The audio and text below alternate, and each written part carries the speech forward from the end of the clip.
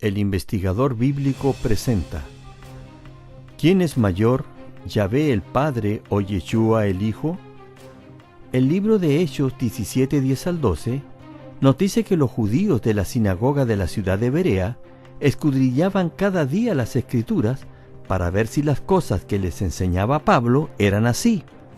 Estos hombres y mujeres de fe, tanto judíos como griegos, estuvieron dispuestos a escuchar al apóstol Pablo, mientras éste basara sus puntos de vista en las Sagradas Escrituras. La comunidad judía de Berea, a diferencia de los que estaban en Tesalónica, tuvieron una disposición noble en el sentido de no aferrarse a sus creencias de manera intransigente y sin temor de analizar las Escrituras en toda su dimensión, no solo en el sentido que la tradición les había enseñado. Es probable que el solo título de este video levante controversias, ya que algunos afirmarán tajantemente que el nombre de Dios es Yahvé, no Jehová. Otros, por el contrario, dirán que sin lugar a dudas el nombre de Dios es Jehová y no Yahvé. Por lo cual, es importante aclarar que, respecto al nombre de Dios en las Escrituras, se encuentra consignado en el tetragramatón, o sea, 4 letras consonantes, a saber, YHWH, entendiendo que los hebreos escriben de derecha a izquierda y que las vocales se suplían en aquel tiempo oralmente solo al leer. Ahora bien, producto de suplir esas vocales en el tetragramatón, surgieron las dos grandes corrientes de la pronunciación del nombre de Dios, a saber, Yahvé o Jehová. Cabe señalar que la letra J es producto de una transformación que sufrió con el tiempo la letra I, lo que explica el por qué la J también tiene un punto sobre ella. El investigador bíblico no es dogmático ni el poseedor de la verdad absoluta, por lo cual no puede arrogantemente afirmar con plena certeza cuál es la verdadera pronunciación del nombre de Dios. Dicho esto, pasemos al tema en análisis. Definición de la palabra Padre, según el diccionario de la Real Academia Española RAE. Dentro de varias de las definiciones se entregan las siguientes. 1. Varón o animal macho que ha engendrado a otro ser de su misma especie. 2. Varón que ejerce las funciones de padre.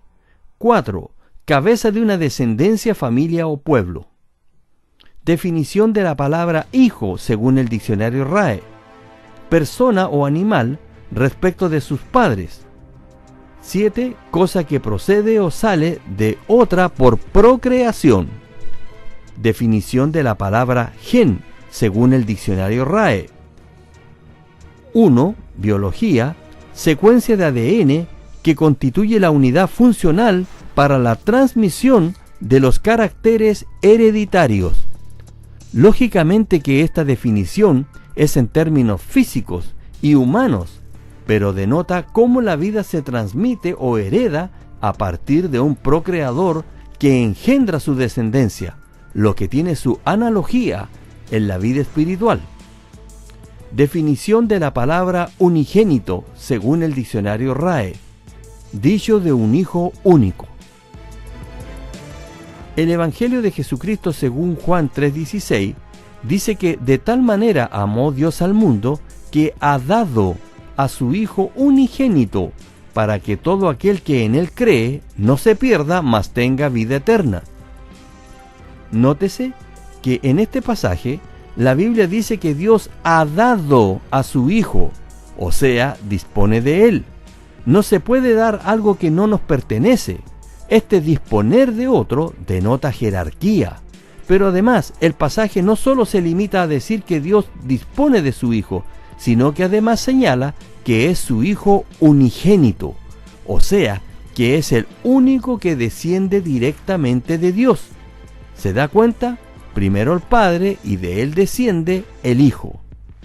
Definición de la palabra primogénito, según el diccionario RAE. 1. Dicho de un hijo primero en orden de nacimiento.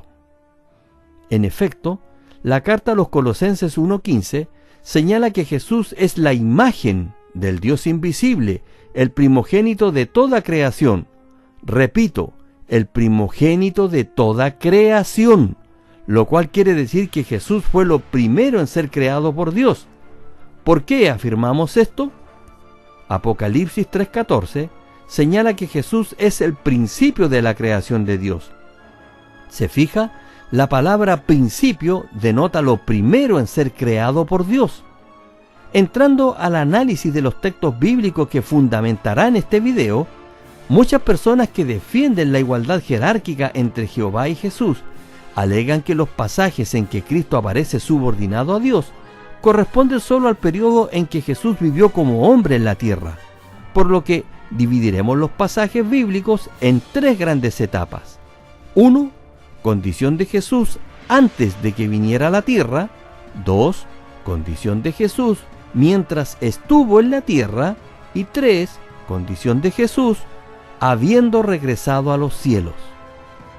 1. Condición de Jesús antes de que viniera a la tierra.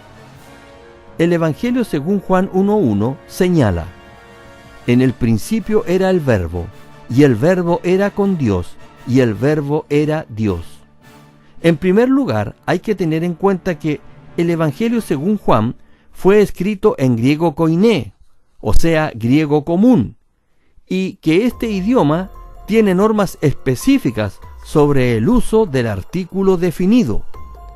Este versículo bíblico contiene 2 veces la palabra Dios. Sin embargo, el primer Dios de este versículo se escribe en griego como ton teón y el segundo Dios como teos. O sea, el primer Dios es precedido por el artículo definido ton, pero el segundo Dios del versículo en análisis no es precedido por el artículo definido ton, por lo cual ambas palabras traducidas como Dios no se escriben iguales y por tanto no tienen el mismo significado.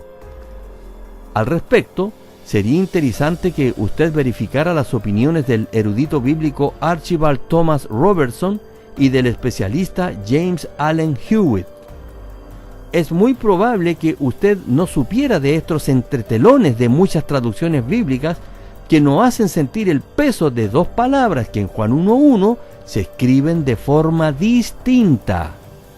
Cabe señalar que un comentario ortodoxo bíblico señala que el segundo Dios, escrito como Teos, podría traducirse como divino. Solo como botón de muestra, presento 3 de las muchas traducciones que hacen sentir la diferencia entre ton teón y teos, al traducir teos en Juan 1:1. John M. P. Smith y Edgar J. Guspid, The Bible and American Translation, 1935, dice: y el Verbo era divino. Hugh J. Schonfield, The Authentic New Testament, 1935, dice: por lo que el Verbo era divino. Johann Schneider, Das Evangelium nach Johannes, 1978, dice: y semejante a un Dios era el Logos. Una cosa sí es cierta: ton teón y teos no se escriben de igual forma y por tanto no deberían ser traducidos de la misma forma, ya que la Biblia, al ser inspirada, no se escribió con errores o descuidos. Si usted no se ciega ante una información desconocida y quiere comprobar, aunque sea superficialmente lo dicho, le dejo en la caja de comentarios un link a Wikipedia, sin perjuicio de que usted decida realizar una investigación más profunda al respecto. Continuemos con Juan 1, 2 y 3, que dice: este era en el principio con Dios. Todas las cosas por Él fueron hechas, y sin Él nada de lo que ha sido hecho fue hecho. Este pasaje nuevamente deja ver la divinidad de Jesús, quien junto a Dios hizo todas las cosas, lo que explica la afirmación de Génesis 1, 1 y 26, que dice que en el principio creó Dios los cielos y la tierra, y luego dijo Dios: hagamos al hombre a nuestra imagen, conforme a nuestra semejanza. Proverbios 8, 22, 23 y 30 se refiere figurativamente a la sabiduría, y en forma paralela a Jesús, quien señala que Jehová lo poseía en el principio y que eternamente tuvo el principado. Desde el principio, antes que la tierra fuese, y que con Jehová estaba ordenándolo todo. La carta a los Colosenses, capítulo 1, versículo 16, señala que Jesús fue el creador de todas las cosas, las que hay en los cielos y las que hay en la tierra, visibles e invisibles. El único ser creado directamente por Dios es el llamado unigénito, que por ello mismo llegó a ser el primogénito, por medio del cual llegó a existir el resto de toda la creación. Continuemos en el mismo capítulo 1 de Juan, pero ahora analicemos el versículo 18 que dice: a Dios nadie le vio jamás. El unigénito Hijo que está en el seno del Padre, Él le ha dado a conocer. Note que este versículo dice que a Dios nadie le vio jamás, pero a Jesús, el unigénito, sí se le vio públicamente cuando estuvo aquí en la tierra. Respecto a la divinidad de Jesús, según Juan 1:1, Isaías 9:6 se refiere a Jesús como Dios fuerte. No obstante, el mismo libro de Isaías 13:6 se refiere a Jehová como Dios todopoderoso. El mismo libro de Isaías es quien hace esta distinción. Recuerde que estamos viendo la condición de Jesús antes de que viniera a la tierra, a lo cual Filipenses 2:5 y 6 señala: haya pues en vosotros este sentir que hubo también en Cristo Jesús, el cual siendo en forma de Dios, no estimó el ser igual a Dios como cosa a que aferrarse. Por favor, deténgase en este pasaje y vea que se dice que Jesús existía en forma de Dios, no dice que era Dios. Se da cuenta que aquí se muestra claramente la diferencia entre ton teón, que es Dios, y el teos, que podría equivaler a en forma de Dios. Pero eso no es todo lo que comunica esta cita bíblica, pues nos dice que Jesús no estimó el ser igual a Dios. No hay ningún pasaje bíblico que diga que el Padre no estimó ser igual a Jesús. Siempre la subordinación opera sobre Jesús. Por eso, este pasaje nos dice que Jesús no estimó ser igual a Dios. Juan 17:3 señala: y esta es la vida eterna, que te conozcan a ti, el único Dios verdadero, y a Jesucristo a quien has enviado. Nuevamente note que Jesús fue enviado, lo cual denota subordinación. ¿Y por quién fue enviado Jesús? La Biblia dice que por el único Dios verdadero. 2. Condición de Jesús mientras estuvo en la tierra. El Evangelio de Jesucristo según Juan 14:28, el mismo señala claramente y sin doble interpretación que el Padre es mayor que Él. ¿Quiere usted saber quién es el Dios de Jesús? En Juan 20:17, él mismo señaló: subo a mi Padre y a vuestro Padre, y a mi Dios y a vuestro Dios. ¿Se da cuenta cómo Jesús dijo que el Padre era su Dios? Dios lo sabe todo, ¿verdad? Pero hay cosas que Dios sabe, pero el Hijo no. Veamos lo que nos dice Marcos 13:32. Pero de aquí al día y de la hora nadie sabe, ni aun los ángeles que están en el cielo, ni el Hijo, sino el Padre. 3. Condición de Jesús habiendo regresado a los cielos. La primera carta a los Corintios fue escrita por el apóstol Pablo más de 2 décadas después de la ascensión de Jesús el Cristo. Sabiendo esto, veamos lo que señala la primera a los Corintios 11:3. Pero quiero que sepáis que Cristo es la cabeza de todo varón, y el varón la cabeza de la mujer, y Dios la cabeza de Cristo. Pregunta: ¿quién es la cabeza de Cristo? La Biblia dice que Dios. Si hasta ahora usted todavía tiene dudas, note lo que la primera a los Corintios 15:27 dice respecto del reinado milenario de Jesús. Porque todas las cosas las sujetó debajo de sus pies, Y cuando dice que todas las cosas han sido sujetadas a Él, claramente se exceptúa aquel que sujetó a Él todas las cosas. Más claro no puede ser. Este pasaje, escrito más de 2 décadas después que Jesús ascendió a los cielos, nos dice sin rodeos que todas las cosas han sido sujetadas a Jesús, excepto aquel que sujetó a Él todas las cosas. ¿Qué ocurriría después que finalice el reinado milenario de Jesús?